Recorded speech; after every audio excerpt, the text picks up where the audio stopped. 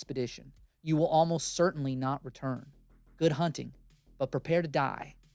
The Federal Bureau of Coherence, without admitting liability, thanks you for accepting this mission. Oof. Woof. In mission briefing. So, Wow. this is a collaborative storytelling game. Who wants to take these instructions? I can go for it. I can. So, Everyone. one, we're telling a movie. The game focuses on a series of scenes, which we can choose to play in as much or as little detail as we want, describing or acting out what the characters are doing. Scenes can be as short as a couple of minutes, but usually take 5 minutes or so. The game will last about as long as a movie. Two, we'll take turns about being the director. There is no GM. We'll take turns about being the director, setting up and ending scenes, and all share a few key moves that anyone can trigger at any time to help the story along. No one will be forced to be on the spot for too long. We're in charge of our own characters, but share responsibility for everything else. And then lastly, we will play to lose. We're not competing with each other. That's why our fates are secretly decided at the start, so we can focus on creating a not so easy situations, which characters will always take the bait on and suffer the consequences. You don't know those moments that you're yelling, "Don't go in there," or "Don't touch that," at your favorite horror film. This is that entire game. Or that's this entire game. Always go in there. Always touch the thing. Always. I poked it, it was dead. Death is not the end. That's our one mantra of our here at Op favorite- Meta. It is, yeah. Favorite Is it- sayings. Oh, that's beautiful. Kyle, you want to take that? Yeah. Yeah, I'll take this one. This is the board. It's a shared space. Unless explicitly stated otherwise, we can all see roughly the same things on our screens. If there's something that only you can see, it will say, only you are seeing this. Oh, okay. So do I need to tell you all to stop watching stream if I have something that says only you can see this? I believe the only thing that's secret that we're not supposed to know is the fate of your character, but even that I don't think is a huge problem for us to other people to know. Right? No, we'll all find it out at the same time. Actually, Okay. none of us will know until that moment comes. Oh, that's right. Okay, it's a secret deck. Neat. Yeah. Exciting. Haley, tell us that about was a the short one, spiral of but- cards. Okay, this spiral of cards represents the zone. Each card is a location the expedition will go through on their one-way journey into the zone. The game starts at the zone observation facility, which is right outside the boundary. Once inside, you cannot backtrack. In each location, we will do a few scenes. I think for the sake of moving through the game and the time that we have, we'll probably do one scene per location. And we'll just adjust depending on how long or how little we take. There are no stats or dice rolls in this game. Whenever a character tries to do something that seems like it would be not so easy for them, anyone can force them to pull a not so easy card. Not so easy cards have bittersweet outcomes that advance the story, like yes, but, and no, and most of them will trigger a mutation. Trigger them often.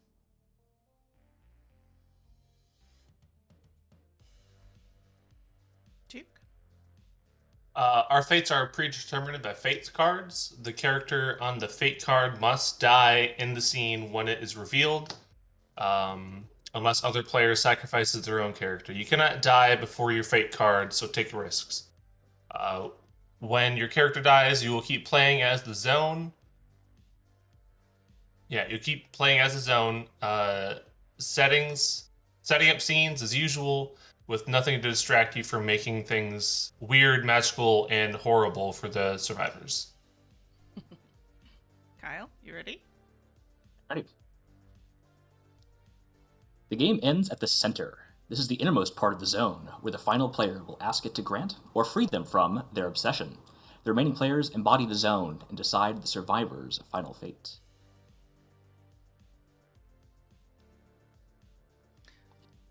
A quick right. level set. So this is safety rules, I'm assuming, right? That's right. All right. This is a horror game. So it's most fun when we take our characters way out of their comfort zones while taking excellent care of us, the humans playing them. There's, Go we ahead. can each take one of them. Yeah. Yeah, I'll take the X Sure. card. So if something comes up in the story and we'd rather dip, we'll press the X card button. I'll show you where it is, right in the top. Everyone should see it when it gets pulled. And yeah, at that point, just rewind and do it a different way. No need to explain unless you want to. I love that you've built safety tools into this app. This is really neat. It's super important to me. Yeah, that's great. Atmospheric silence. There will be times a player is pondering a question, and helping them feels so irresistible. We won't give in. Sometimes folks need a little time to think, and the creepiest horrors need their time to gestate, like an alien. Anyway, Kyle. Hell yeah or no? We each have ironclad authority over our own characters, and when setting up scenes up as the director. It's still fun to suggest ideas and yes and a lot, but no pressure. If it's not an obvious hell yeah, no need to push it. Bring us The home, players are more important.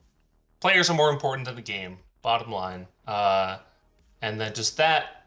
Take care of the real humans first. My friends, let's be excellent to each other. Die with. What is it? Kill with grace and die with dignity. Die Kill with with grace and dignity. die with dignity.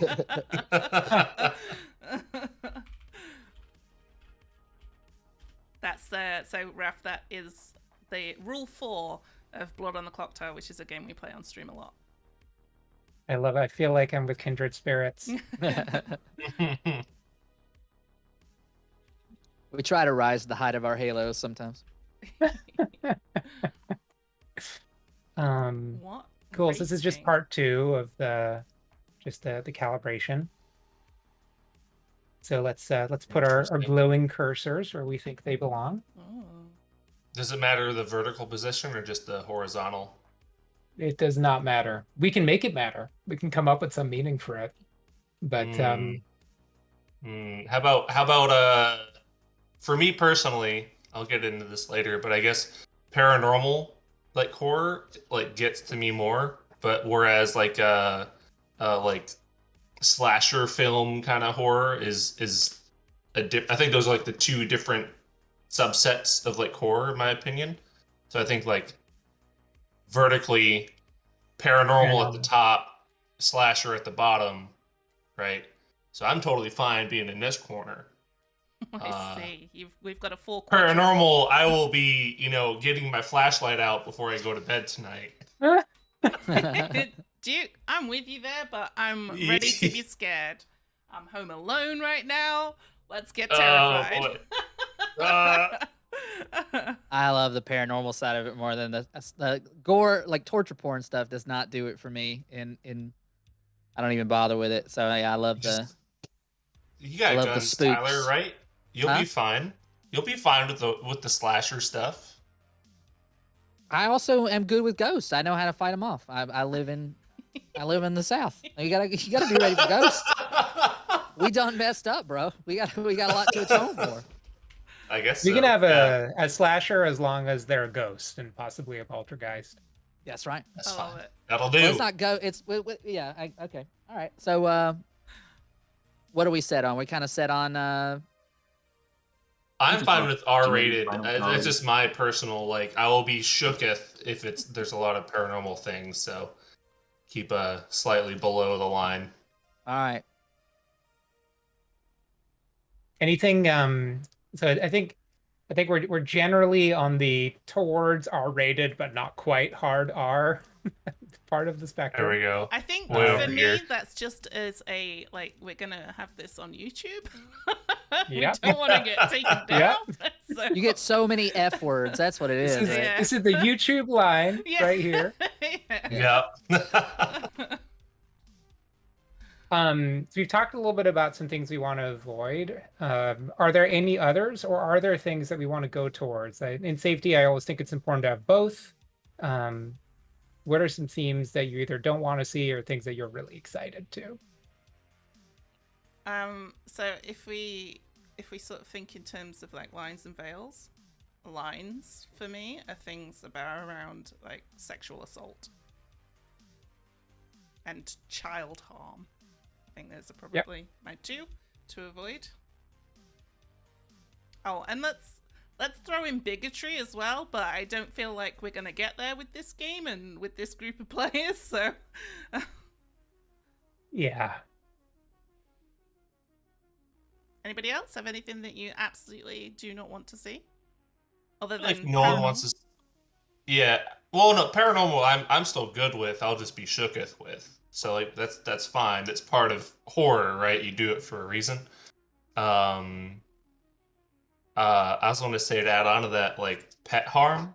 I guess like it's one thing if like cattle you see slaughtered or whatever, but your little cute fluffy pupper, tossed into an organ grinder. It's different. Thing you don't want to see. It's not gonna happen. All right.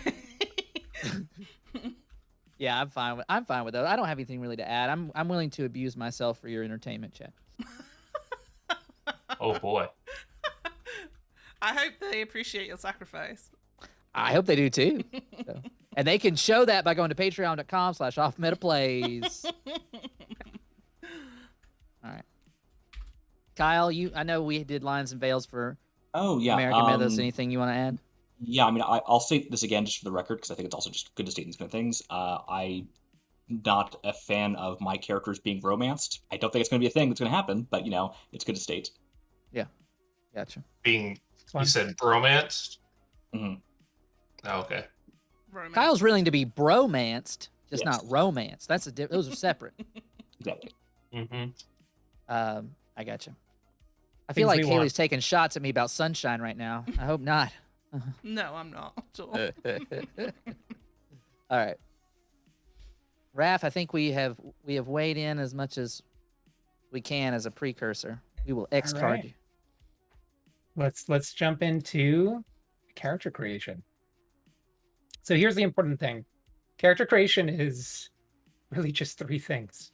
Every character is defined by their archetype and their driving obsession, which is the reason they're going into the zone, and their phobia, which is, the thing they fear most.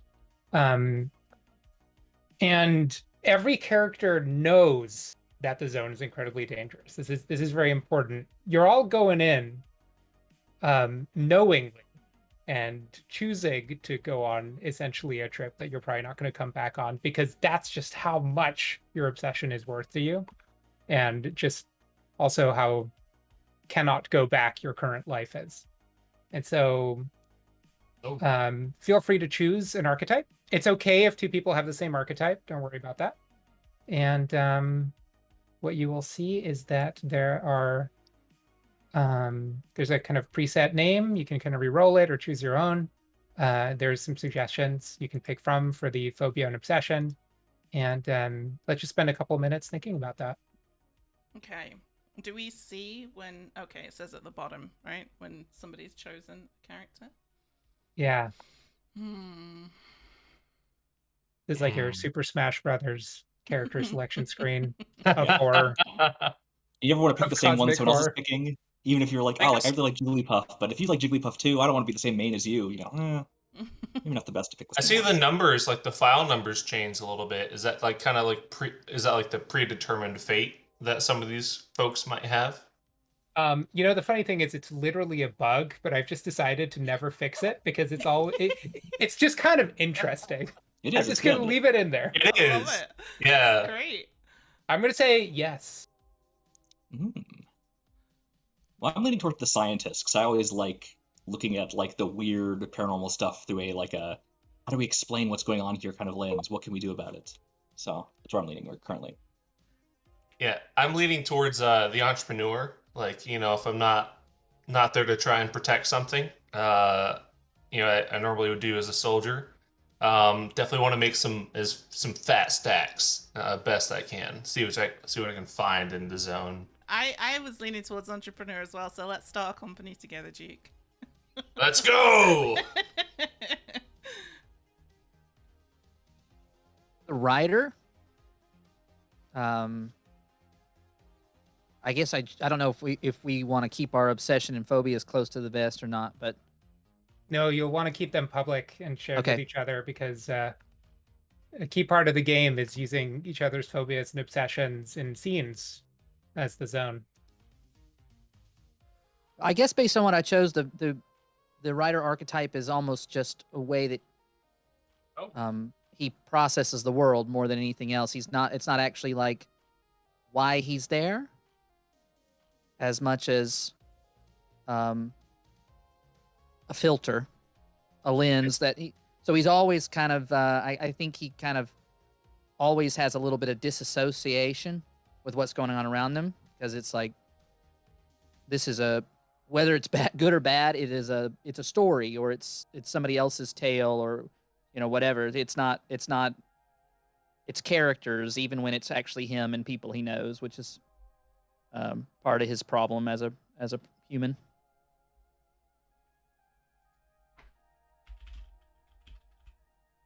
Love that.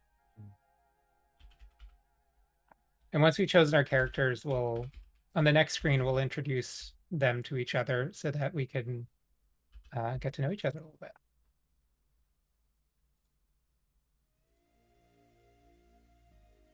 I love these random names. They're so fun. They are. A lot of Plathmores. Oh, the old Plathmores. Mine's got a bunch of Teslas, and I'm here for it. Which I'm always accepting suggestions for the name generator. That's the hardest thing, is coming up with names for roleplay characters. Yep.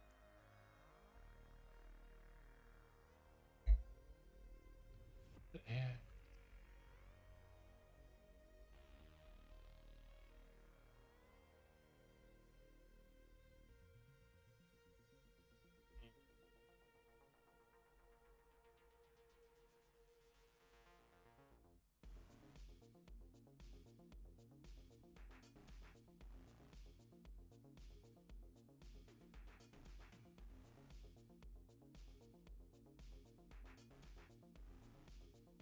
Y'all muted? Nope. Hello? No, I think people are deep in thought. Yeah, Deep in thought, yeah. I've set mine. Oh, so it shows us that in the little boxes at the bottom.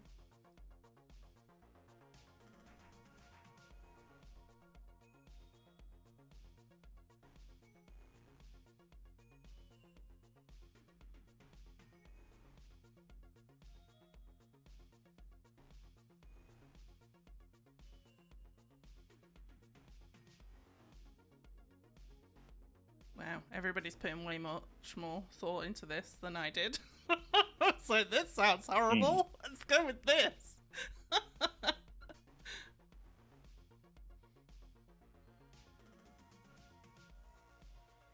I love these names.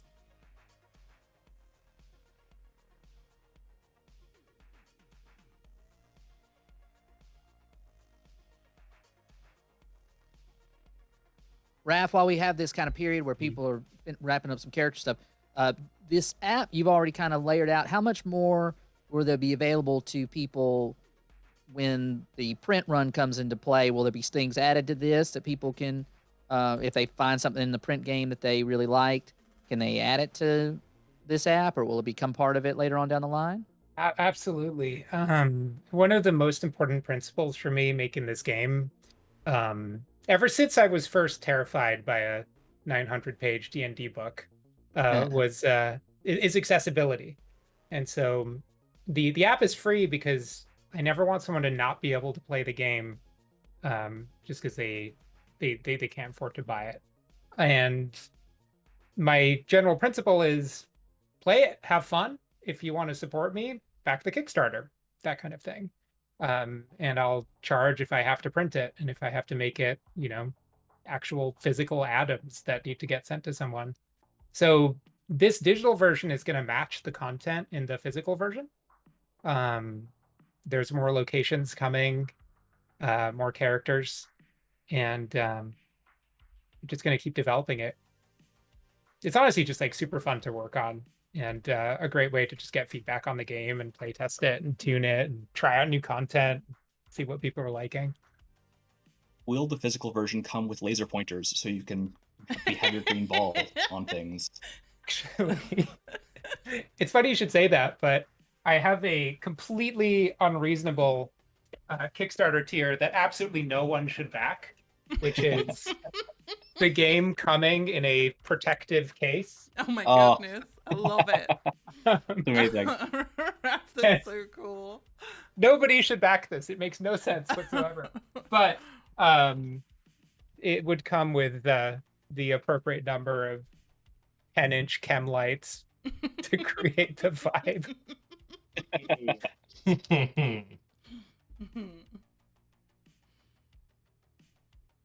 All right, Duke, you got your ideas in there?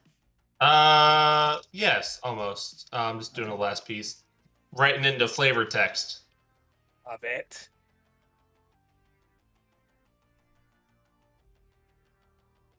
And you'll be able to access this character sheet anytime if you get more ideas or if you want to tweak it as you go.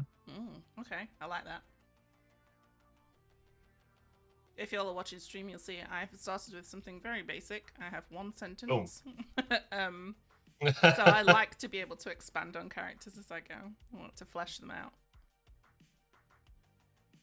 I've done my guy, my man Hudson. Cool. All right, so we're gonna do a quick character intro and then jump in. All right, I am. This running order is random. It'll be the order for the rest of the game. I will quickly intro my character. So when you pull up your character sheet, only you can see it. So I think I'll pull up each one as people are talking about it. Oh, that's great. All right, so I'm the bureaucrat, Roberto Kafka, and I am a career suit. I was first entrusted with the observation of this weird zone, but I've been at the bottom of the pecking order in this toxic, bureaucratic government agency for far too long. And I've developed true terror of those above me in this chain of command that I am at the bottom of. And so I'm choosing to go in because I just need to get a trophy. I need something that will prove that I am worthy. Very cool. All right. Oh, it's me next. Okay. So, I am Barbara Tesla. I am an engineer who made billions revolutionizing the pharmaceuticals, energy, and other fields. So many industries. Let's throw them all in there. I am terrified of disappearing, of no longer existing. Decided to enter the zone because although I have lots of money, you can't buy more time. Never can. And I simply cannot go back to the daily grind, which, you know, for me, a billionaire is very different to, you know, most people's daily grind. But truly, I am so bored of the, what's the word? The lack of, I feel like I've seen everything. I need to see more. I need to extend my life out. Money can only buy so much, and I've seen everything that this world has to offer. I am Terrence Queen. This is a mission of self-discovery, of self-annihilation for me.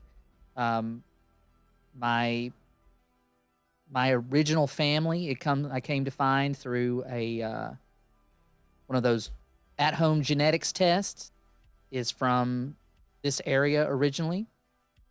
I was adopted, didn't have any contact with them, and as I've gone through life, I thought I had that all well under control, but the end of my marriage, with the loss of my professional career and access to my children, has left me with a desire to find out if it was some kind of familial curse, if I was doomed to be this way.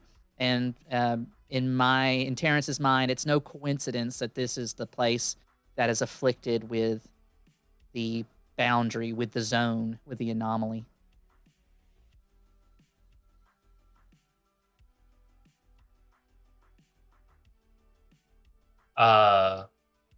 I'll be Hudson Burke. I'm a young entrepreneur, kind of at the beginning of the road that Haley's character Barbara is on. Tried making as much money as they can and getting various businesses without really having anything kind of work out right for them. And they're kind of at the end of the road as far as like what he thinks he can do.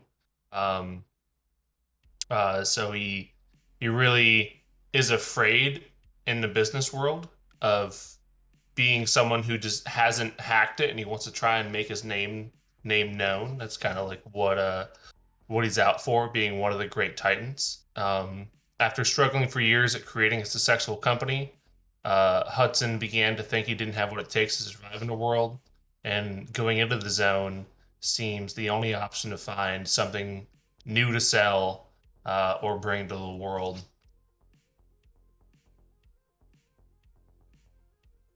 Okay. All right. I am Kynes Lem. I am a scientist. My obsession is to complete my master theory. I need some inspiration. I need to find out what is going on here and how that ties into my greater ongoing theories.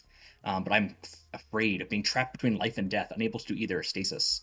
And the thing that I am trying to get away from, the reason why I can't go back, is that I have a spouse that's in a coma, and a life and career that just seems unable to move forward. I find myself trapped in just an unmoving world out there, and maybe I can find something that will move things forward inside of the boundary.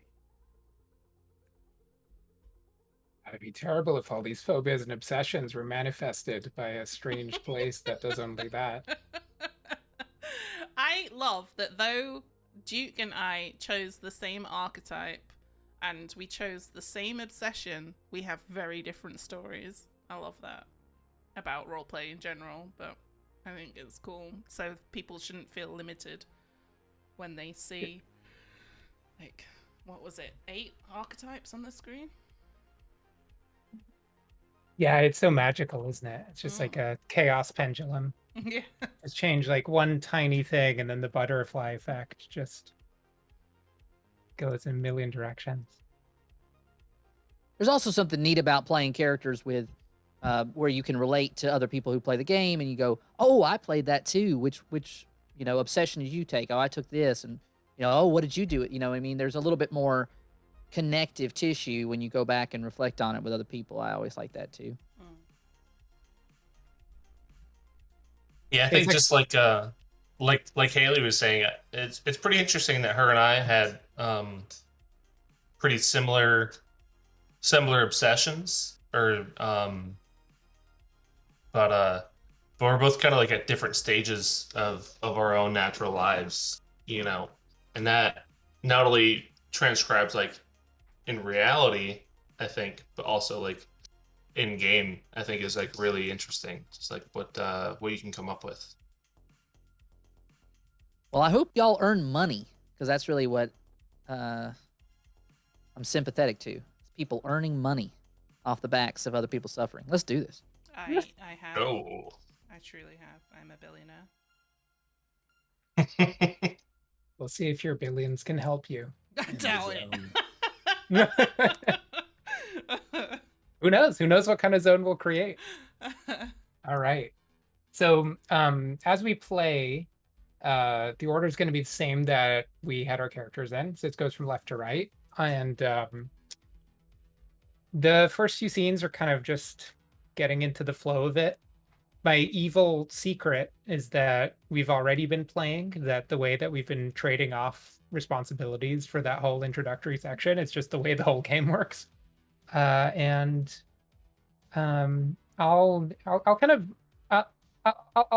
take a little bit more control than the game normally would, just to keep us moving. Yeah. And just show how defining a location works. So every location we come to, there's going to be 3 variants, and the person who's the director picks the variant that they're excited about. So the zone observation facility kind of feeling this hulking steel and concrete complex with many sub-levels of containment chambers and accommodation for hundreds of classified personnel. That's where we are the night before. Oh, okay. And after we pick a location, then pick a scene. And the intro scene is always the same at the beginning of the game. It's just us hanging out, getting to know each other as characters, and sharing the rumors that we have heard about the zone. And you were mentioning kind of character relationships earlier. We're going to play pretty quickly. I've seen groups play for like 6 hours to really get into knowing each other's characters. And I've seen people spend like 45 minutes on this one scene. Probably want to keep moving. But the flow of the game is always this. You set up location, set up a scene, and then the director sets it up. So I'm going to set it up. We'll go into this kind of collaborative storytelling mode where everyone can just kind of jump in as they want. And then the other thing the director does is just decides when to end the scene. You end the scene when the question on the card has been answered. So when everyone has shared a rumor in this case. And it's always better to end a scene earlier rather than later. And sometimes, even as a director, you're just playing and you're getting into the scene. If someone else is like, hey, should we end the scene? That's also fair game. So we can keep each other honest. So we're in this giant complex. There's all these containment rooms that we've walked past. I kind of imagine that we've been here for like a few months training and getting ready and just, doing all the weird like psychometric aptitude tests and things that they do before they let people go into the zone. Probably been under observation. I could even imagine us having just had to do all these tests together to make sure that the group cohesion is good and weird bureaucratic measurements being taken and so on. But now's the time. Now's the night. We're gonna go into the zone. And I'm just gonna make this up for no apparent reason. It makes no sense, but it fits in with Play to Lose. The zone can only be entered at night, so we're gonna actually enter it. It's not the night before. We're gonna enter it later tonight, around like 2 a.m. So we're staying up. We're having our last rations, and we're just sharing these rumors that we've heard while hanging out at the observation facility during this training period.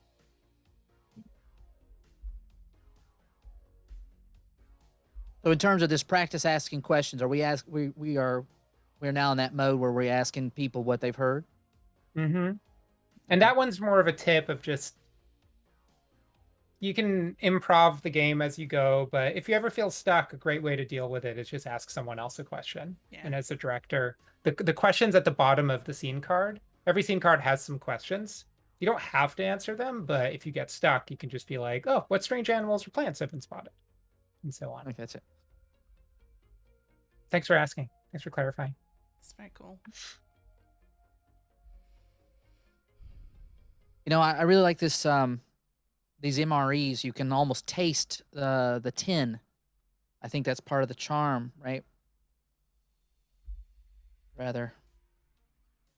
Oh, you must have been pretty unlucky with those MREs. You must have got like the pork sausage or something like that. You got to go after the ones that are pretty good, like the brisket or the pizza MRE. That's all I've been eating in the last few days. All I can stand, to be honest. Why are they having us eat MREs? I mean, they've got this huge facility here. What's causing us to have to dip into stocked food supplies at this point? That the bureaucrat looks over with like 1,000-yard stare and is just like, budget cuts again. God, who knows when these were made? It's probably leftovers from the last Enterprise, some FEMA camp, some who knows where. Yeah, I heard rumors that they reclaimed some of these MREs just from the boundary itself. Sometimes they just appear at the edge. We're not even really sure what's in them anymore, but they seem edible. Well, I mean, I guess it's best to get used to interacting with stuff in the boundary. We've seen to test well with no negative repercussions from what we've eaten, but, I mean, who knows what'll happen once we get inside. I heard that they were made of the people that crossed the boundary and never made it back. Hey, at least the bread that's in the MREs, isn't expired. It tastes like cardboard, but not hard cardboard at least. Yeah, I don't know. I heard it's kind of like fairy food. I don't know if y'all have ever heard that before, but if you eat from a fairy's table, you don't ever get to go home again. So maybe this is just our way of saying goodbye. Hmm. I'll be damned if that this is my last meal or my last set of meals from these bags. Gonna I make be continuing. millions coming out of this hellhole. I refuse to believe that this is made of the people that have passed through the boundary, because those people must have gone on to bigger, better things. But maybe there's truth in that they're made of something that's not our standard type of food, which is why the sausage tastes so weird. Well, I'll be taking stool samples as we go along, so I guess we'll see what we can find out. Did y'all both come from like a sunshine pumping factory or something? Do you not know what this is? This place, where we're going? Yeah, I mean, I this think is this kind of casual. I'm gonna turn it into a quick buck. I mean, I think there's easier ways to make money in the world, right? But is there anything more exciting than engaging with the unknown? Oh yeah, put a belt around your neck and hope for the best. I guess. I mean, I don't know what to tell you. This is I've tried that. It's not all it's cracked up to be. Truly. you're the Tesla heir, right? Yes. Wow. Maybe I'll find out that my parents owned a ruby mine somewhere too. Must be tough. And I think on that kind of tense but familiar banter, um, we end the scene and jump forward a little bit in time to the next scene when we'll be approaching the boundary. Haley, it's your turn. Okay. Become the next director. Barbara has been a director for most of her life. Okay, so move to the boundary, I guess. Oh, a map. Oh, What a good looking map. too. I love it. Time to enter the boundary. The crossing will be split into 3 short scenes, one for each of the 3 key moves. Before we start the first scene, we'll do a quick overview of all 3 moves.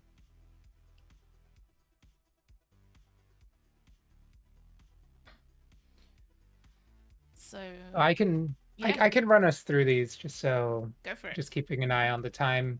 So there's these 3 moves are the only thing you really have to worry about in terms of mechanics. So take stock is whenever we come to a new location, it's just great to use it to just add detail. It's really, really simple to use. Someone just says take stock, and then we all add a sensory detail or a feeling our character has. And in the next 3 scenes, we're going to practice them. Each of the next 3 scenes is going to be like a quick vignette to practice one of the moves. So if this is going quickly, then don't worry about it because you will get to try it. Something's Not Right is all about making things way worse.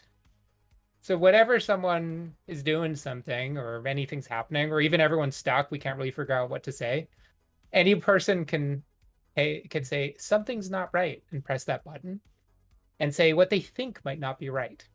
And then someone else, anyone, picks that up and goes, it's worse than that, and just finishes that sentence. And then storytelling continues. And then the last thing is this not so easy mechanic, where whenever you try and do something difficult, and that's basically judged by you just say what you want to do, and if no one else says anything or you don't call it on yourself, you just succeed. So we should all be looking out. We should all be playing to lose and trying to do things that will cause other people at the table to say, it's not so easy. And when you do that, you pull a not so easy card and it'll have a kind of complication, either a yes and or a yes but, or a no with a complication, or just a no with it getting much, much worse. And And so we'll cross the boundary in, like I said, 3 tiny scenes. And so we'll first practice take stock, then we'll do a something's not right, then we'll do a not so easy. Okay. But first I have to choose what the boundary is like you chose the facility, right? Indeed. Okay. Let's see. It's a beautiful, seductive presence, I think. That's what we're going for. It's beautiful, it inspires wonder, a seductive presence drawing you into the zone. So, scene prompt.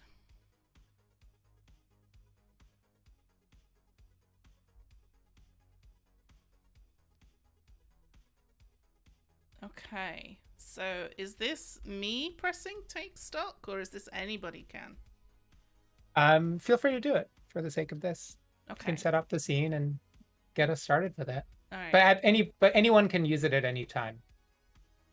got it. Okay, so the expedition sees the boundary for the first time, but does not cross yet. So we take stock. Every player adds a sensory detail about the scene. You can... Okay. When everyone has spoken, return to collaborative storytelling. Okay, cool. So, starting with me. So, I'm going to say that it smells like a bakery at 7 a.m. Like fresh, warm bread. Drawing you in, maybe a hint of something sweet as well as they start to prepare for the next run, which is more sort of the desserts and the cakes and things like that.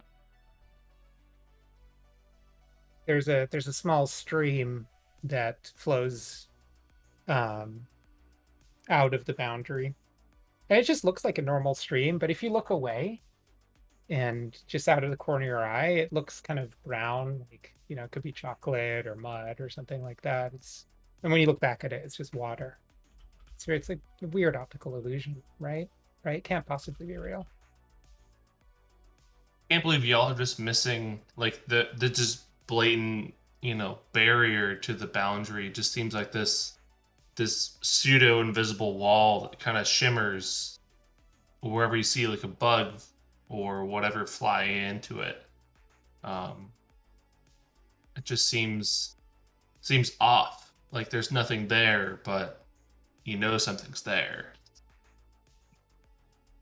I just keep hearing the sweet little giggles, like little laughs, and then distant rings of bells.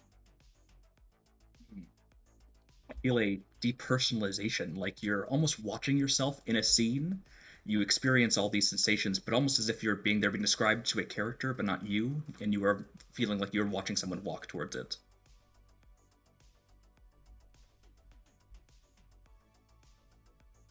That's great. Okay, so I click end scene now. Now that we've all taken a turn. Okay. Yeah.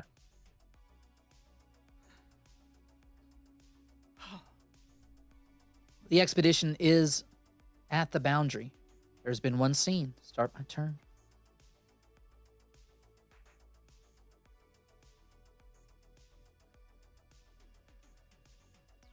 The boundary is beautiful. It inspires a wonder, a seductive presence drawing you into the zone. The expedition starts to cross the boundary, but something's not right. Something's not right. What is it?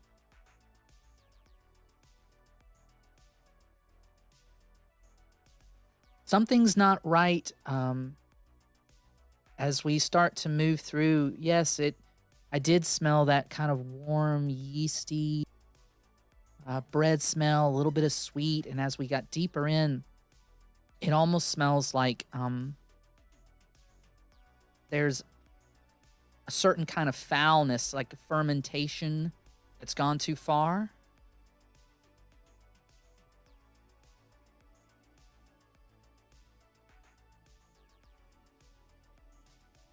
It's so much worse than that. It's not just fermentation. It's like full on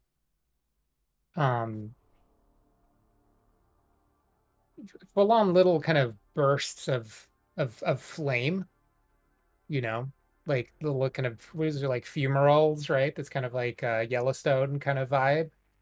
Um, you start realizing that the air around you is just spontaneously, just kind of every so often, just kind of just catching fire. And it's just it's like all over the place. It's kind of random. Um, a little burst of flame hits the bureaucrat's arm and it's just like singes the hair and just kind of goes away. It's just a little bit disturbing. Is it getting Yeah, dark? even I can tell there seems to be like a pulse coming out of this place, and it seems very irregular at times, almost as if there's something bothering it at some point, as if it has feelings. You know, as you say that, it But looks it's like worse than that. Oh, go ahead. the Sorry. the water is moving in that same rhythm, the stream. But it's worse than that. It's not a pulse. It's almost as if it's swallowing.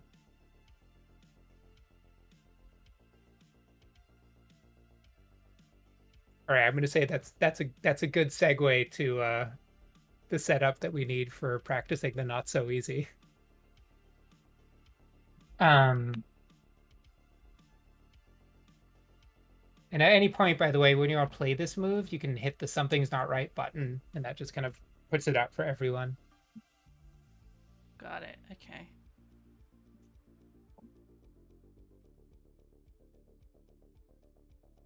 So I'll be the director for a little bit. Expedition's at the boundary.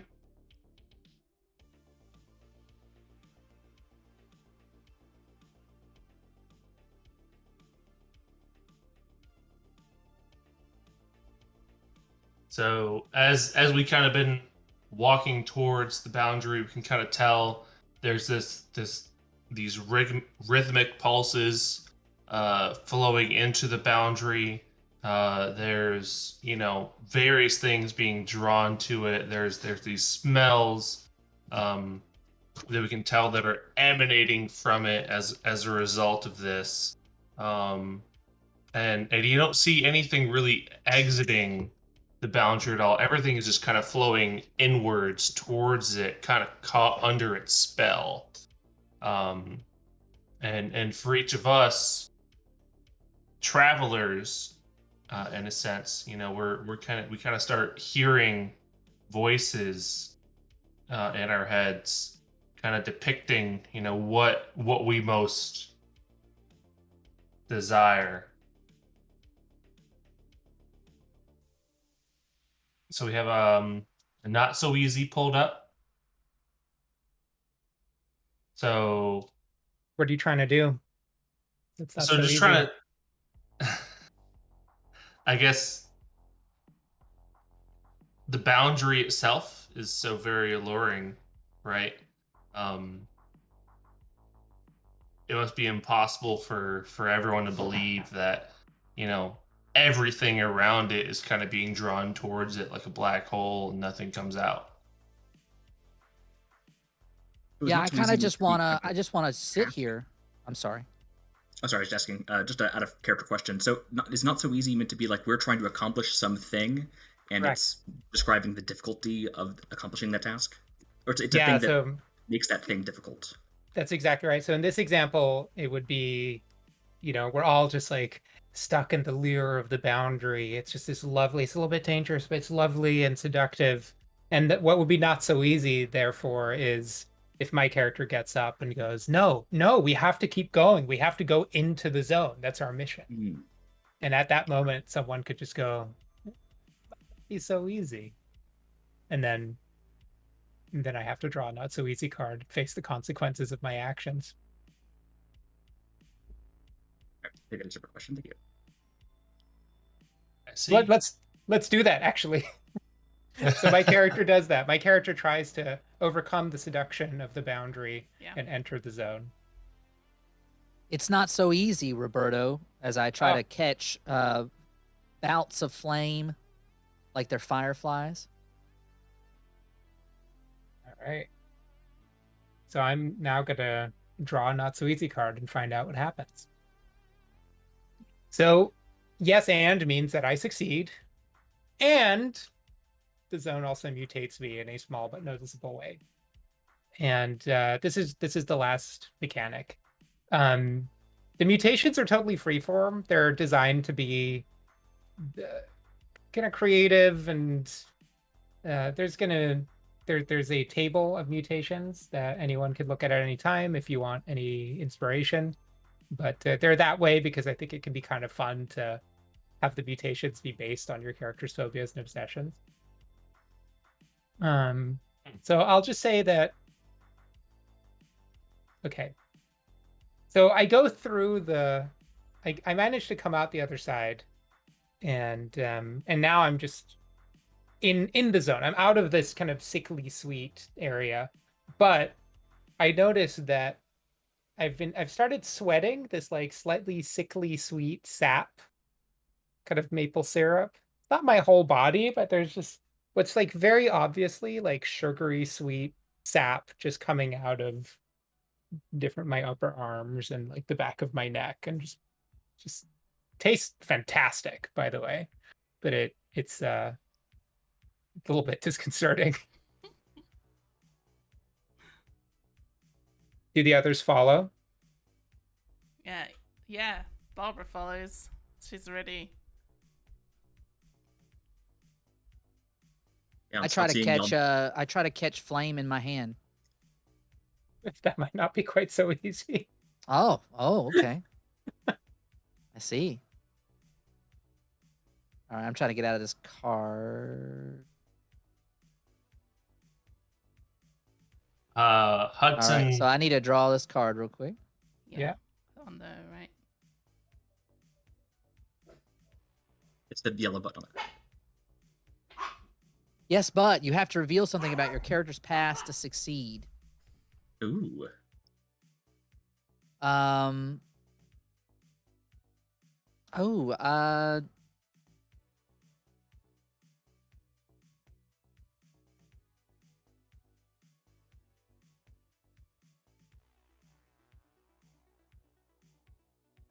He kind of externalizes out loud that when he was he lived in a foster home for a number of years, and or for a significant period of time, could have been 9 months, could have been a year, but he always was in his personal biography, like when he would tell his story to people, he was he was bullied and teased, and he had to run accordingly. But what he says to y'all is that the truth is that I was just as much a part of it as anybody else, and you had to chase down the weak. That's what they taught us there, and that's what he says as he catches a gout of flame in his hand.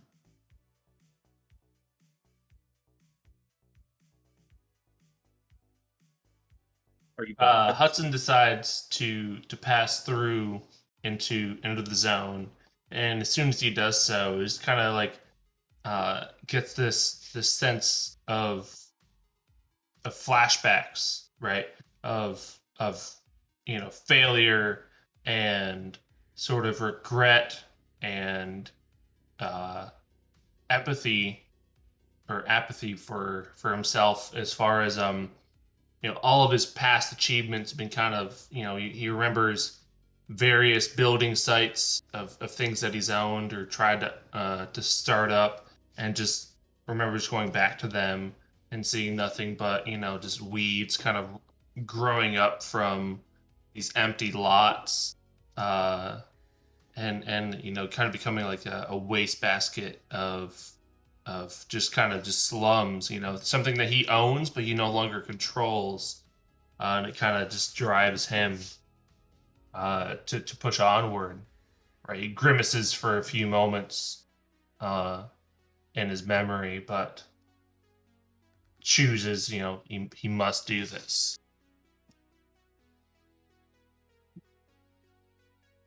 Sounds not so easy.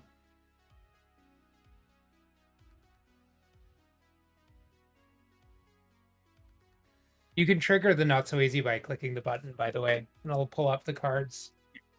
Oh, then they have to, and Oh, then they does- have to respond. Yeah. It's a good Sounds way not so to- easy, Duke. Oh boy. It doesn't.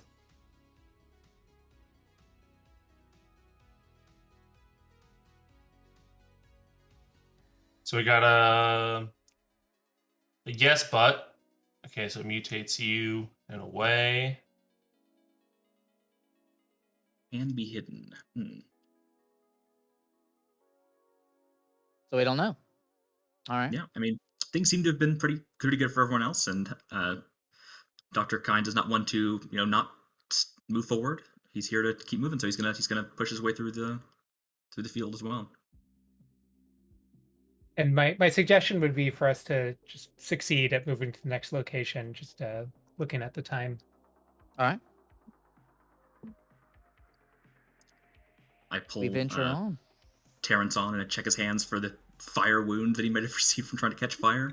Can I say that it's that it crystallizes once I catch it? Hmm. Is that fair, Raph? I mean, it is. Yeah. Anything we create is real. I have a crystallized piece of fire in my hand.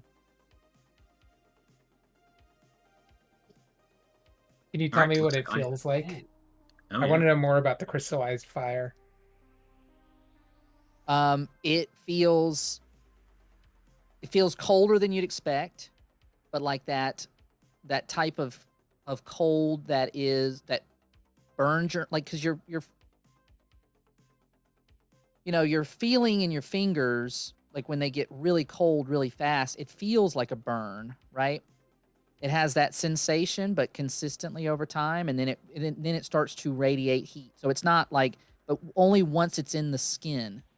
So you touch it, you get this impact of the kind of frost burn, and then it starts to radiate heat from the point of contact. But if you were just like around the crystallized fire, it would not radiate heat at all. Love that. Looks like I am the next director. The expedition is at the boundary. Move to the first location beyond the boundary. You are now in the zone.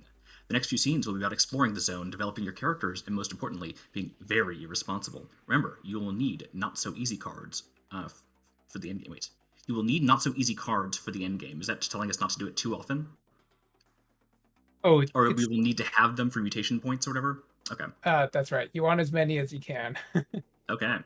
Have your characters do plenty of things that make it necessary to say not so easy. Mutations await. So Raph, who do this art for you? Did you do it yourself, or? Oh no, that's the astoundingly talented Erica Williams. Very nice. There's a bunch of different artists. The background art is by Caitlin Russell.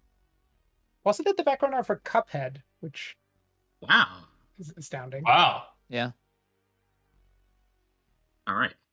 Expedition has arrived at the sewers. What form shall it take?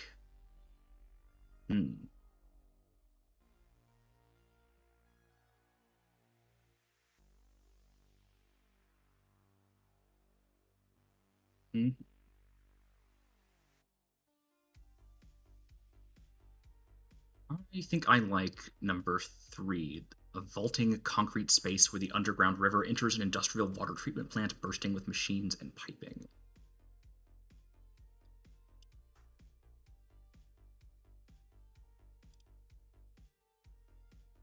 Someone's past catches up with them. Whose past wants to emerge in this scene, and how does it? Also, if at any Well- point you feel like you don't like the scene card, you just want to try a different one, you can just click get a different Yeah. prompt and it'll just roll you another. Well, the writer Terrence Queen is from this area. Perhaps he could tell us more about this industrial water treatment plant that was, Actually, no, you were not from this area, right? Your family was, correct? But you Yeah, seem to have I some strange see. feelings. I see someone or somebody points out that they see movement, and as I look up, there are there's a figure within eyesight that we inside the water treatment plant that we share certain physical traits, right? Facial structure, hair color, that kind of thing, build even. I with a twist in my stomach, I almost throw up, and then I bolt away from the group to try to reach them. I even hail them. I yell out and hold that crystallized fire aloft and think to myself for it to brighten, to light up. I don't know if that will do anything, but I intuit that maybe it will. I mean, that might not be quite so easy. Oh, is it not? Wow. Okay. No. Okay. And the zone mutates both you and your obstacle, escalating the conflict. So as I run towards the figure, and I yell out, I actually choke up as I see that the body, the figure I see that looks like me is almost some kind of like, it's a quadrupedal animal that has like opened up, we'll call it a mouth, but inside of its mouth is a mirror image, right? Like it has some kind of silvery reflective texture, and I was actually just seeing myself, and I didn't realize that that was the case, and I have to mutate as well. I guess this one is something that people see. I have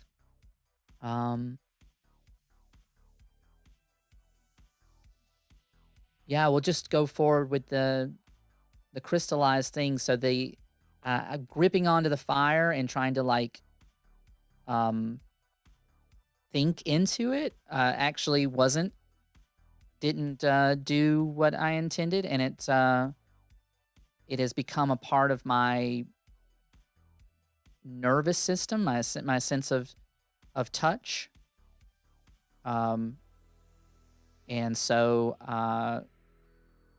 I can only feel things with that hand if it will consume it, if it will burn through it.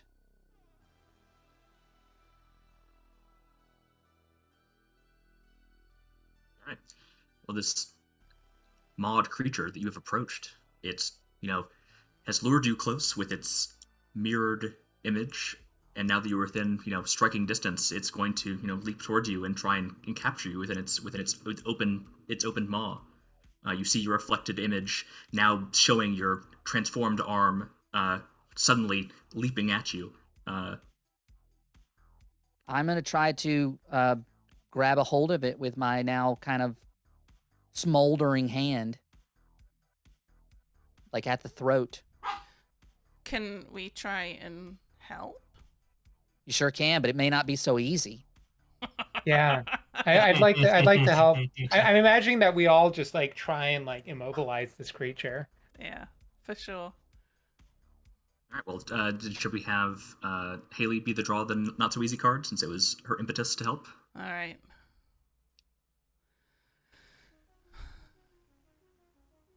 Someone else is good. mutated even worse. Oh, It was my a group goodness. effort. You're not alone. Oh boy. All right. So, this is cool. I'm looking at the cheat sheet. I don't know if it opens for everybody or not. It does not know. Okay. Not when you open it. We can open it though. Yeah. Okay. Okay. So, I run over to try and engage this creature that's grappling with Tyler. And as I touch it, my hands like sink into its flesh. But it doesn't appear to care. So I withdraw my hands and they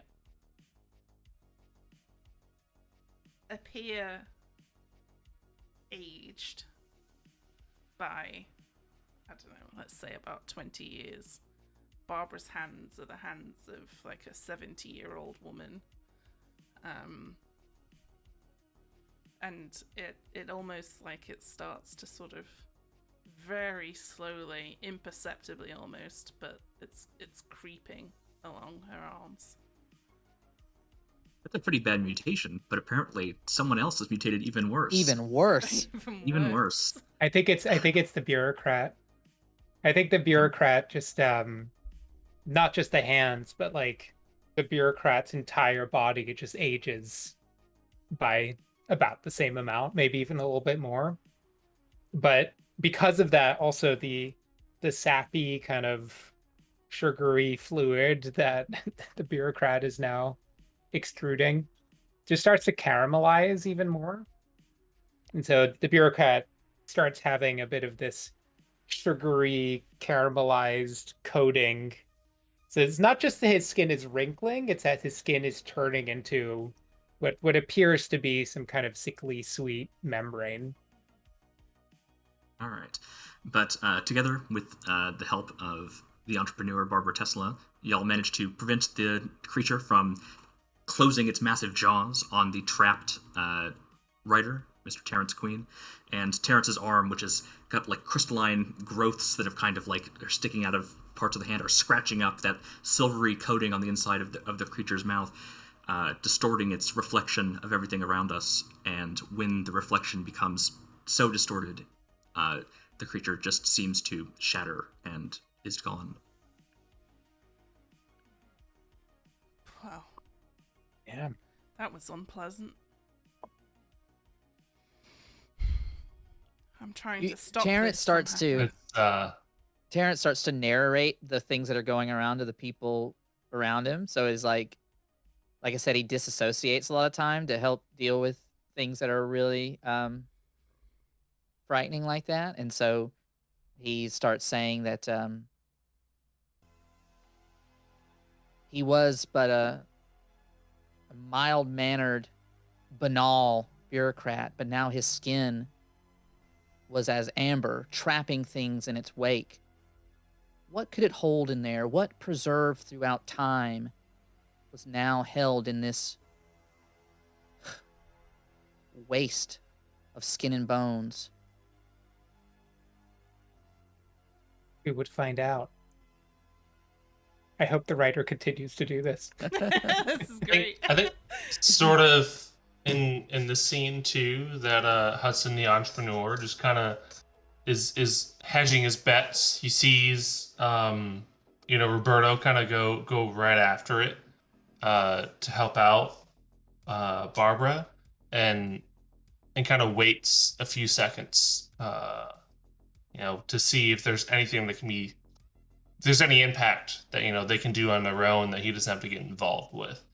And so after he sees there's the struggle is stopped, that he kind of stops himself before really kind of gets in there too much, kind of looking out for himself.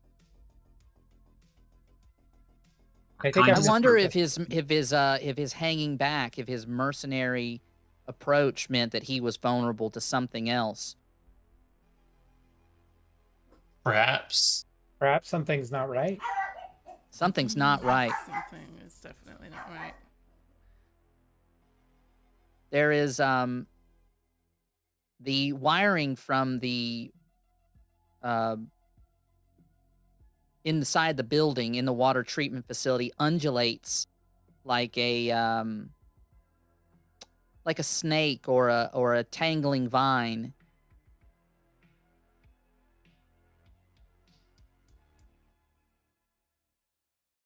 It could be. It's just so much worse than that.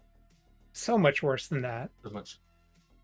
I think the parts of what we realize is happening is that parts of the creature are kind of reforming into a different form, into these vines. crystalline Terminator style. Yes, the tiny shards of glass have each, turned into a small rivulet of what almost mercury-like, tiny snake-like creatures that have crawled onto the wires that hang above us and have now reformed, sending scattered light, almost like a disco ball, throughout the entire room. Each reflection showing, like an eye or a mouth or a tooth. And we can feel the building rumbling as it seems to almost manifest into a creature's maw of its own. The bureaucrat starts backing away towards a nearby grate that could potentially be an exit to the sewer, and just calls out to the others, "We should get out of here." Barbara looks around and follows quickly. Hudson also listens for the shout and starts running that way, a little behind Barbara. Is someone called to take stock? Do we wish to do that? I didn't know if I clicked the stuff that. My bad. Okay. I apologize. Oh, you're good. You're good.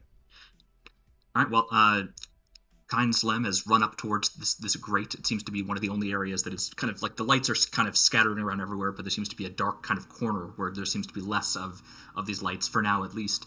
But luckily, it seems the bureaucrat has found this grate, and Kind is trying to desperately to pull open this grate, just heaving with all of his might, trying to leverage it open so that we might be able to travel down the shadowy corridor beneath, away from the twinkling lights and the rumbling above us. Yeah, I think the bureaucrat joins in. I think they both attempt to pry open this escape hatch. It sounds like it's not so easy. It does indeed sound like it's not so easy. It sure All right. does. Would you mind if I accept this card? Please. All right.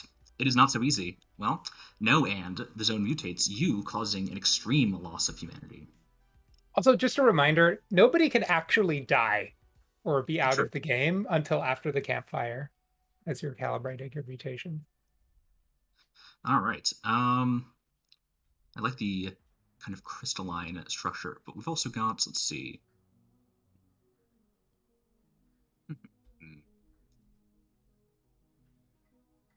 So perhaps as he's, pulling on these like rusty bars, suddenly like crystals of rust like begin to like grow over both of his arms, and they almost seem to kind of become these rigid, locked,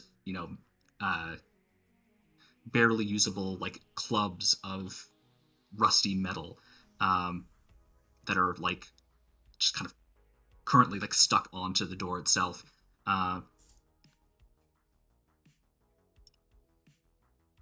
Oh, Kyle, can I make a suggestion? Sure. And you could totally, you are ironclad responsibility for your character, but I was thinking it might be interesting if the creature, instead of attacking, what's happening is that it's merging with you, possibly. Okay. Ooh. Possibly trying to merge with all of us. Interesting. Okay, so we've got As I say, Okay, so- see this try to merge with Kyle. I know this can't negate the mutation, but well, let me ask you that. If I state an action like I want to heat up a piece of rebar I find and use it like a hot lancet to get this thing out of Kinds, what is the effect of that? It can't take away his mutation, right? Or can it? Or what would if the not so easy card came up at that point, Raph, what would Well, how that would that depends on resolve? how. I think that depends on how Kyle is envisioning the mutation. Okay. Yeah, so let's say I'm trying to pull in this thing, and I pull and I fall backwards and the lights that are kind of like spotlight onto Kinds, and the parts of the body that are directly under the light begin to we'll stick with like kind of like this. They begin to rust over as if they're being turned into metal from there. And actually, to answer your question more directly, not so easy is for things that are possible. just very, very Okay. difficult. If something would plausibly be impossible, like, if you're just like, I reverse gravity, and, to be fair, like, in the zone, that's not completely impossible. Well, if yeah, it's I mean, I set guess up that's my right. question. So, like, That's in a the world that's of the one. magical realism, like, where I guess Mhm. that's a condition that we establish together, right? So, Correct. if I say something like, Correct. I take a door from the wall or from off its hinges, and I place it on the floor, and that opens up into the floor now, right? Like that would be magical realism kind of thing. And But that is would that be up to freaking awesome, We'd actually. have to then? try and see how that would make it. If we can make it make sense, at least in any way, then I think that's Yeah. fine. But yeah, so I'm actually, instead of rust, I would say it's turning into that beastly. What had we described the beast before? Was it a furred kind of four-legged creature? I don't think we Um, did. We can take stock. how much? It was Hmm, quadrupedal, but if you um, want it to be that way, you can. Didn't it no, have let's not make it furred. Let's make it claws? metallic. 'Cause we're kind of an industrial setting, right? It was a kind of like a construct-like creature, and it had a mirror like in its jaws. So yeah, you can see my arm is like becoming like clawed shaped in like as that creature's like you can see the eyes and the mouth we saw reflected on the walls like converging on my arm, and it begins to like kind of become like a small version of that creature, still attached to where my arm is. Um, how do we wish to move forward then? I guess is the question. I will I will look at the group and say, are why downward? Why not just through? And I think we all kind of nod and we go, let's go. I'm imagining that we potentially end the scene by just we're just like running through the sewers. We just go forward and Yeah. eventually we come to an opening. One of those, those kinds of like the sewers. It comes out Yeah. into the village, into something. Yeah, I'm that picturing like is we just keep Yeah. running and there's like one of those big sort of concrete like 6-foot diameter Yeah. pipes that has a gate Mhm. on the end and like spills out into like the river or whatever, and the village is just there as we step out. Oh, and the gate has been blasted open. Something Oh, has come out yes. through the gate. It's already Mm. smashed from the inside. Yes. Mm. Yes.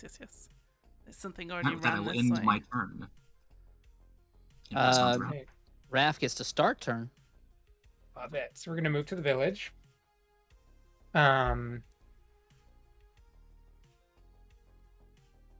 All right, this feels kind of appropriate. I think the village is a charged devastation. A community cut short, seemingly violently. Everything is blackened.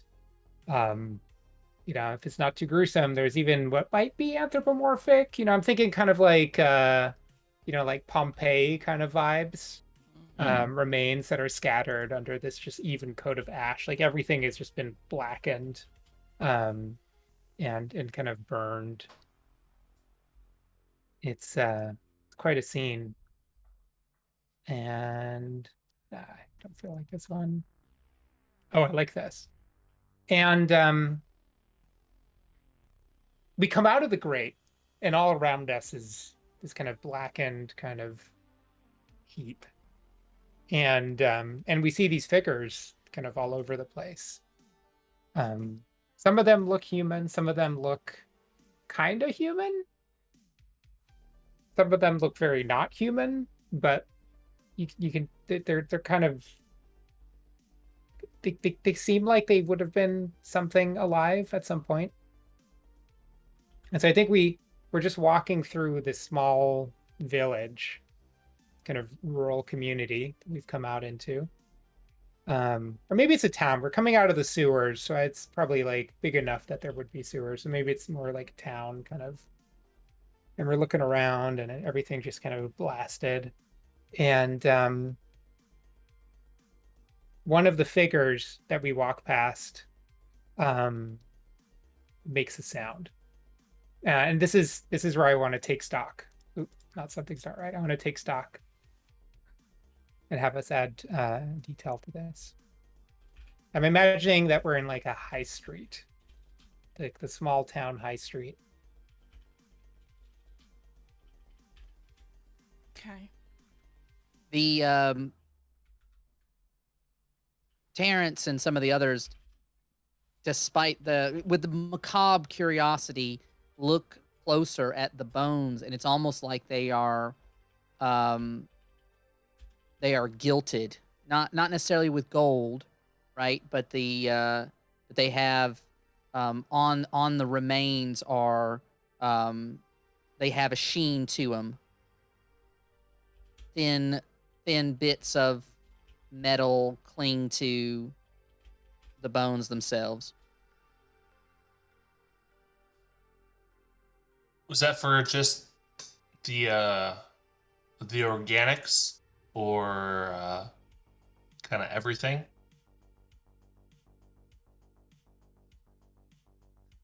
What you mean? Was that thin sheet of, metallics? Is that just on like organic? We only see it on the I only see it on the bone. I mean, all I established is that it's on the bone remains, like it's on the charred skeleton figures. I see.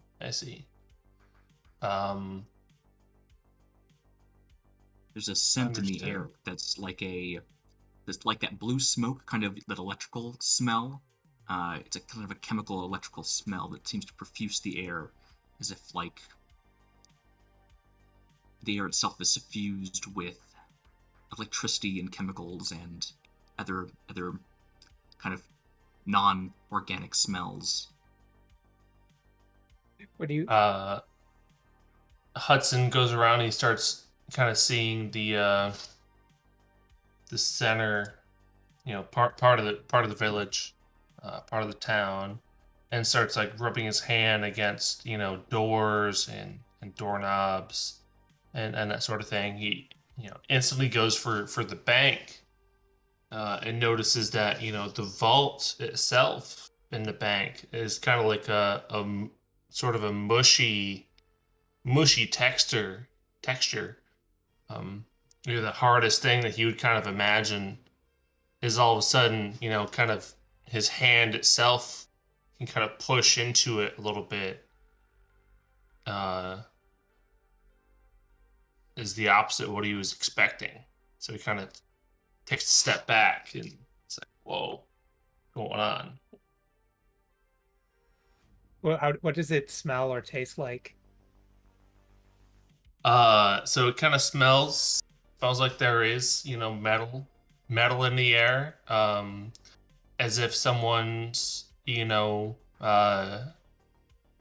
welding any sort of basic machinery, I guess. And then at some point, as soon as a couple times after Hudson sort of touches, this entrance to not even the safe, but the door that leads into the safe room, he kind of like licks his thumb after that and just tastes the iron just coming right off of it, as if he really is just rubbing it off as as like a sort of Play-Doh putty sort of deal. I think the bureaucrat leans down at some of the like everything is covered in this kind of charred mass. The bureaucrat leans down, like cracks it open. Underneath the charred mass, there is something doughy. It's almost like, let's say you're baking bread and you just burnt it really badly, but the inside of the bread was just, bread. It's kind of like that.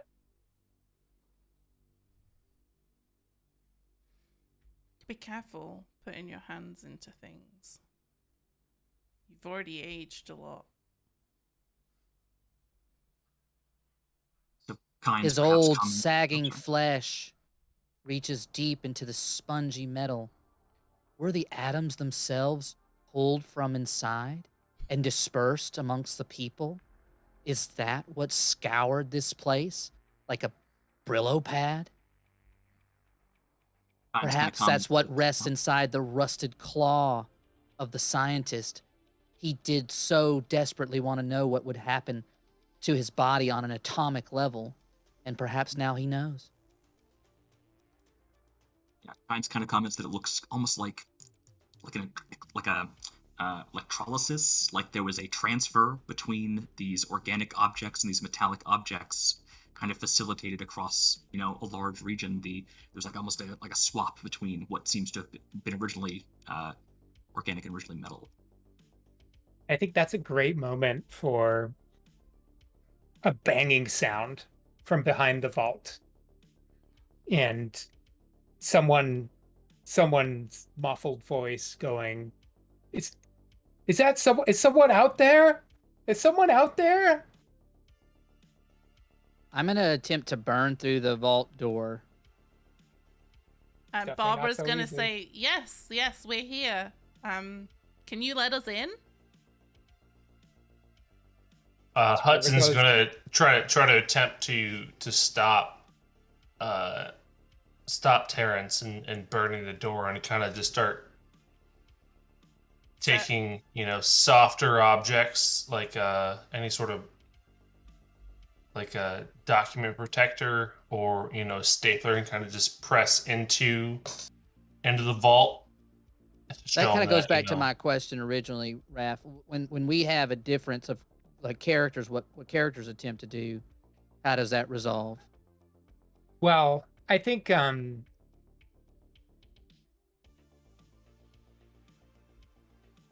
my suggestion would be to try your thing first, Okay. and then see how that goes before trying something else. And I'll just say also the survivor from the other side is just kind of going, I can't push through it. I'm too soft. Oh no. That's what would be perfect use for like a not so easy card then, huh? If that was okay. So you can Yes, use the not so easy card and to kind of decide how it goes. Whether or not, if it had been a no card, then we could have explained the no as being that Yeah. you were stopped. that you stopped me. Yeah. Yeah, just in general, it's it's definitely possible for characters to be in conflict with each other, and always very interesting. Um, and also it can be really fun to see what the first person tries to do, and then just pick up the consequences of that. Just yes, and it. Yeah. Yes, and the zone mutates you, granting you a powerful gift the others simply wouldn't understand. Successful. You light the fire finally. Yeah. I burn through this spongy material, and the zone rewards me. I can feel its pleasure. For some reason, it wanted this opened. I don't know if this person was put in here by its cohorts because of a threat that it posed to either the zone or to something. But well, no, I guess the zone wanted it out. So it posed a threat that the zone wanted to harness. So it is excited for it to be out. I can feel, to a certain extent, the zone's desires or hunger. Can I ask? Oh, Go sorry. ahead. I was just going to ask, how does it feel to have managed to light this flame with your mind after trying it before and failing and now finally succeeding? How does your character feel about that? Well, it's beginning to feel like I have all of the other things prior to now, the trying to be a professional and a family man and all these types of things. That was all an illusion. That was not my real purpose. Whatever my purpose is here, and it is with communing with the force inside this zone.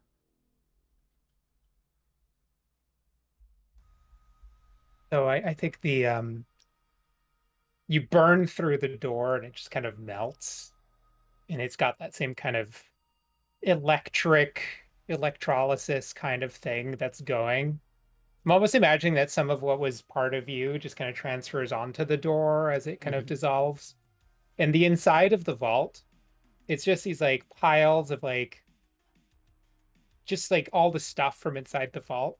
My mental image here is that all of it's like those security deposit boxes, with like hundreds of these little security deposit boxes, but they've all just kind of like melted open and just like mixed into the middle. And there's this kind of person that is in the middle of what appears to be just a mass of sugary caramel. They're just kind of half coming out of this dessert, and they kind of reach towards you. They're the from the torso down, they've just kind of melted into the contents of the rest of the room. And you see that they've got dog tags on, and like the patch from the previous expedition. And you recognize them as the in fact, the bureaucrat recognizes them as their previous boss on the pecking order, who had led the previous expedition that he had been so jealous of, and that had inspired him to try and come in here to climb up the ladder. Oh man. And he's like, "Help me. Help me." Oh, How long have you been Something's like definitely this? not right, Okay. though. Go ahead. Oh, go No, ahead. no, Sorry. no. Carry on. Yeah. Something's definitely not right, and it doesn't come out of Terrence's mouth that way. But he says something like, "She's so glad that you're free from here. I'll be happy to carry you to her. She awaits for you."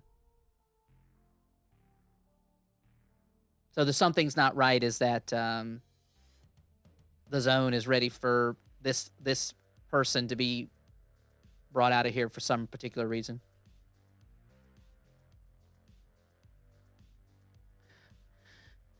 You want to make it worse? It's got a worse. ooh. Yeah. I'm just trying to think of how to make it worse. Feels pretty bad, to be honest. It does. Oh boy.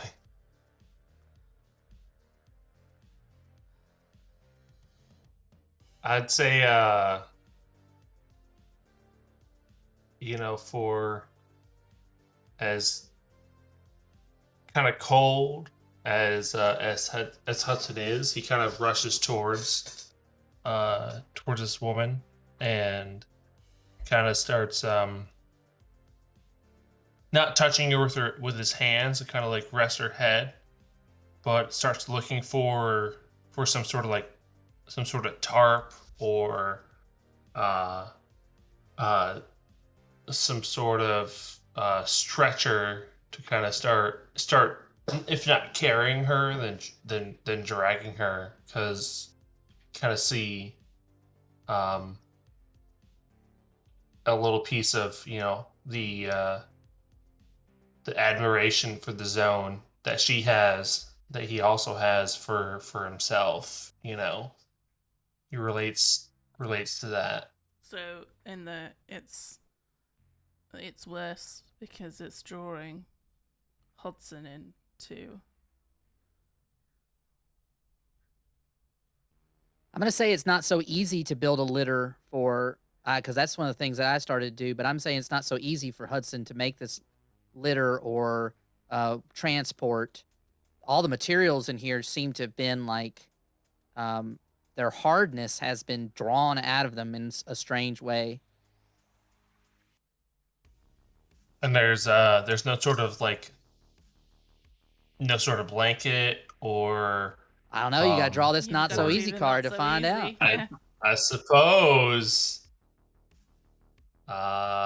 Yes, but the zone mutates you, triggering a much more serious challenge. Explain how you must. Okay, so Hudson's kind of just going around this zone, looking for some sort of blanket or a tarp or even just some pretty straight rods to kind of fabricate a basic a drag sled, even looking for simple bobsleds or whatever from anything you can find. And he So you find it, right? But you're mutated.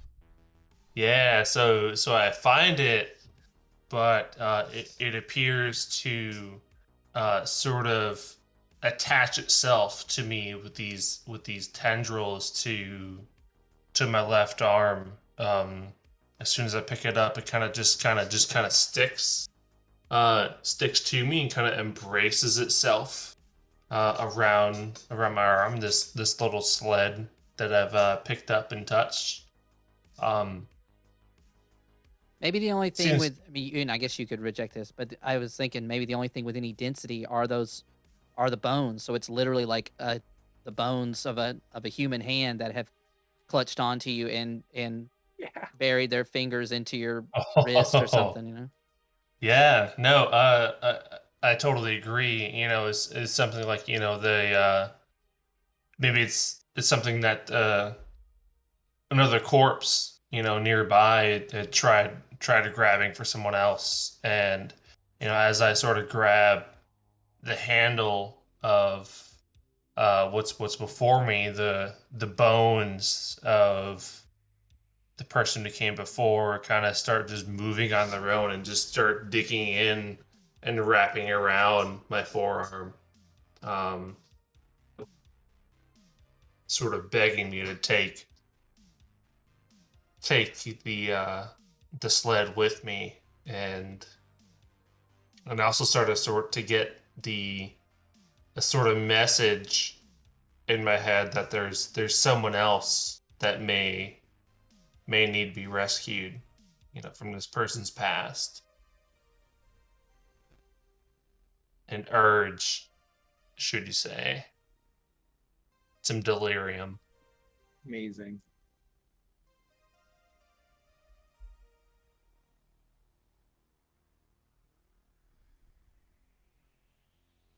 I But love so that from visual. here we would if we wanted to move forward from the village with your old boss in tow, we'd end the scene and move forward to the campfire, or That feels appropriate to me.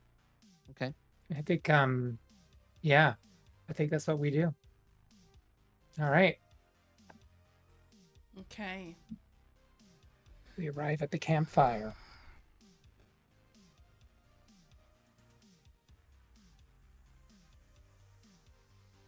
And we have a choice, by the way, now, just in terms of how to use. I know you want it to end in the next now-ish to half an hour, right?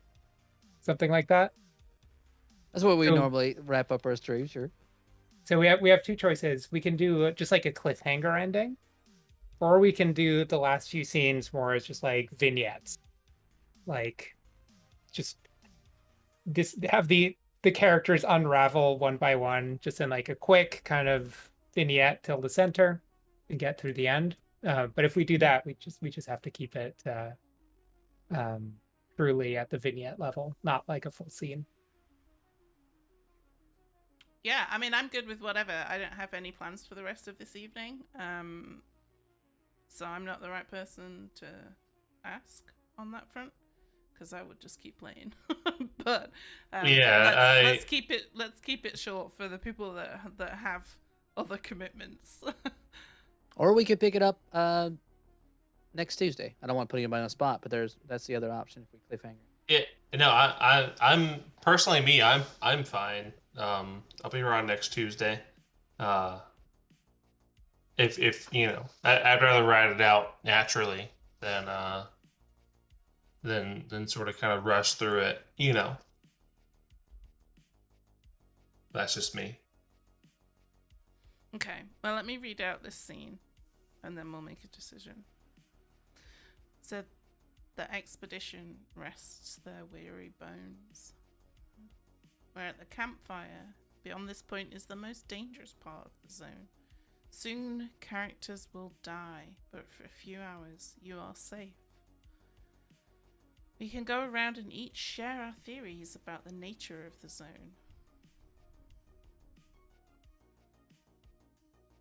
So, we come upon a campfire. Barbara says this looks like a good spot to rest for a moment before we venture further into the zone. So the campfire exists before we, like, upon our arrival, like it waits for us? Yes, it's just there. It's in a clearing. It's roaring. There's there's additional kindling and firewood in a stack off to one side. Like somebody else was here. This is already set. This doesn't occur to Barbara as weird as she's used to having things just ready for her when she arrives. So she's quite happy to set up camp here.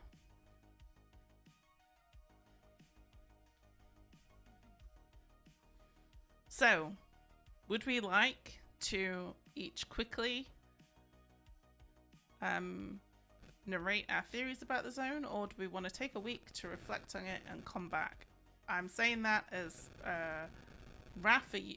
So first of all, Raph, are you available next week to carry on playing? For sure. Okay, Tyler, I know you are because we do this every Tuesday. Duke, you've already said yes. Kyle. I'll be around. Okay. Let's then cliffhanger it there and we'll come back with our theories about what we think the nature of the zone is next Well, week. and one suggestion is if we share a couple of theories now, that's the kind of thing that will help us to slide back into it even easier next Tuesday, in All my right. experience. If you're open to it. Absolutely.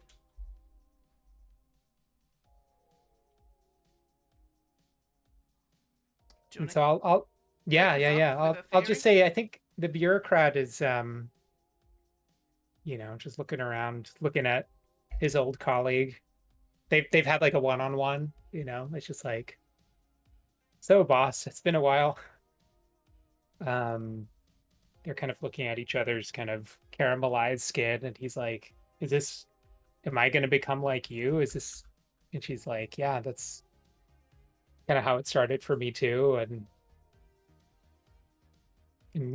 he's they're talking in the group, and I think he shares that his theory is that this thing is just kind of, it's just like a big stomach. It's kind of just like digesting everything that comes into it. It's like you can't quite see the creature, but there's something here that is trying to digest and nourish itself off of whatever walks in. It's not anything that we can understand, but it's hungry. Okay. Barbara is... So, I mean, you two seem like you're becoming almost sugar, which is an excellent preservative. Do you think that maybe you will continue to exist in this state? Or be consumed by the zone and no longer exist? Would we become part of the zone, maybe?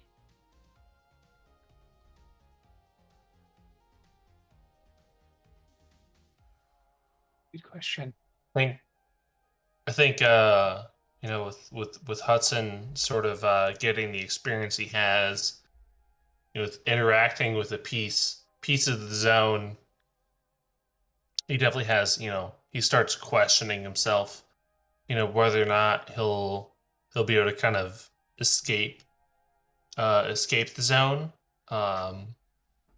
and also kind of lead a normal life outside of it, considering he has, peace permanently attached to him now. Um, Even if it was, for a noble effort, he doesn't seem the normal businessman anymore, physically.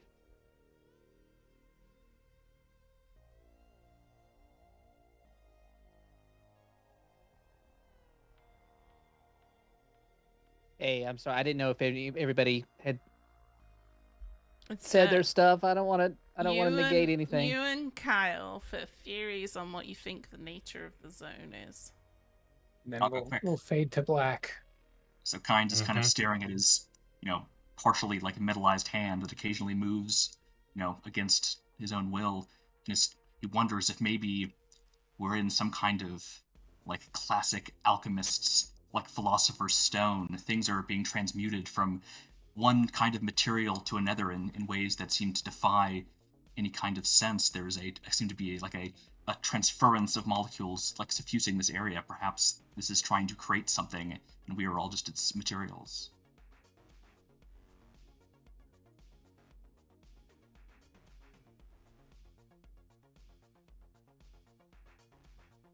I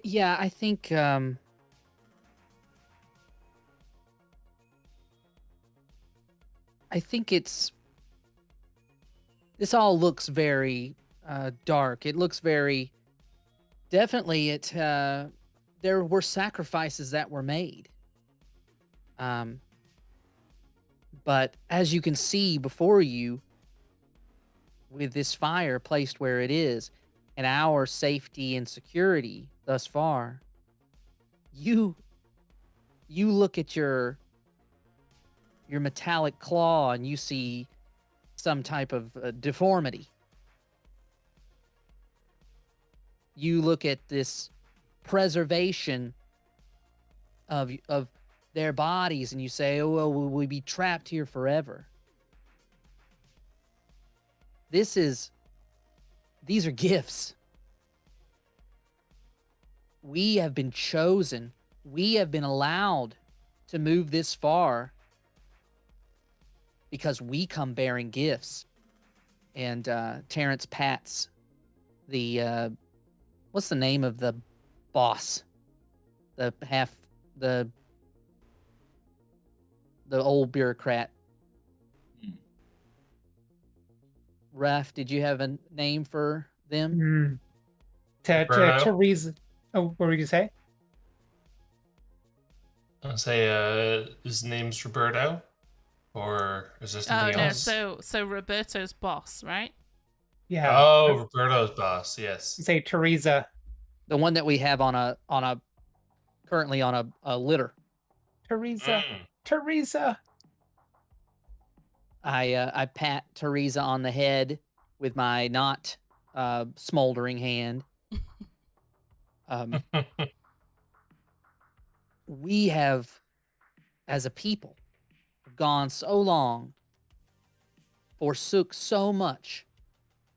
We think we know things. You think you know the nature of the world around you. That's what science has gifted you. This is a gift of humility. And we get to go further and see what is a truth.